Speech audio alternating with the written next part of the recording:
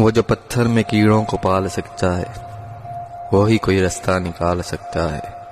وہ جو کن فیکون کا مالک ہے ایک وہی یہ مصیبت ٹال سکتا ہے.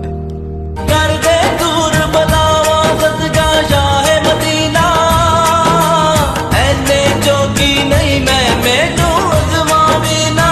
وہ سجدوں کے شوقین غازی کہاں ہے زمیں پوچھتی ہے نمازی کہاں ہے.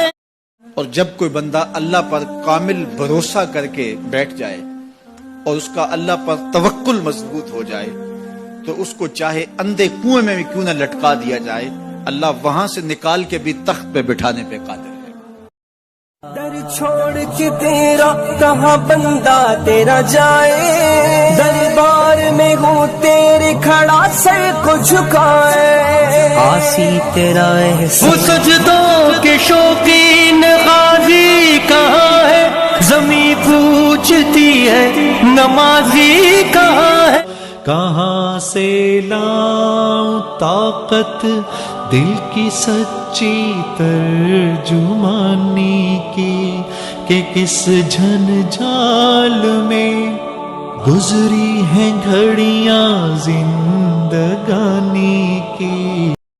خدا نے ڈینگی بھیجا تو لباس مکمل کروایا، کرونا بھیجا تو نقاب کروایا. اب خدا کی حکمت نہیں سمجھ پا رہے ہو کہ خدا نے تم سے کیا کیا کروایا. تو کجا من کجا تو کجا من کجا لا الہ الا اللہ ہو لا الہ الا اللہ. یا اللہ ہمیں موت کی سختی سے بچانا. یا اللہ ہمیں مرتے ہوئے کلمہ عطا کرنا. ہمیں اتنا خوف دے کہ آپ کا خوف ہمیں گناہ کرنے سے پہلے ہی اللهم صل على سيدنا محمد وعلى آله وسلم. اس درود پاک کی تاثیر اتنی سریع الاثر ہے کہ اگر بیٹھا ہوا آدمی پڑھے گا تو کھڑا ہونے سے پہلے بخشا جائے گا، اگر سونے سے پہلے پڑھے گا تو جاگنے سے پہلے بخشا جائے گا. یہ درود شریف دلائل الخیرات میں لکھا ہوا ہے.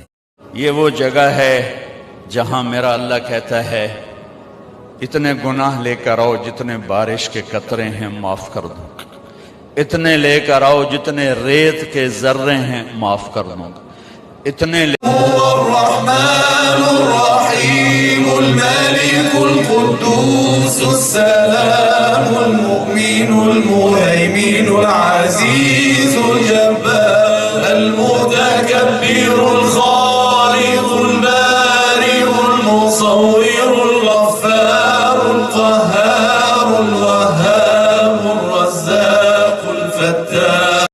اے پروردگار ہم پر ایسا بوجھ نہ ڈالیو جیسا تو نے ہم سے پہلے لوگوں پر ڈالا تھا.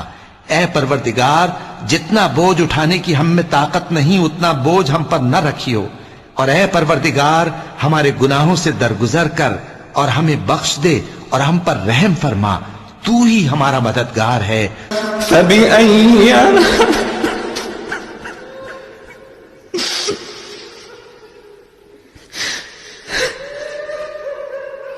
فبأي آلاء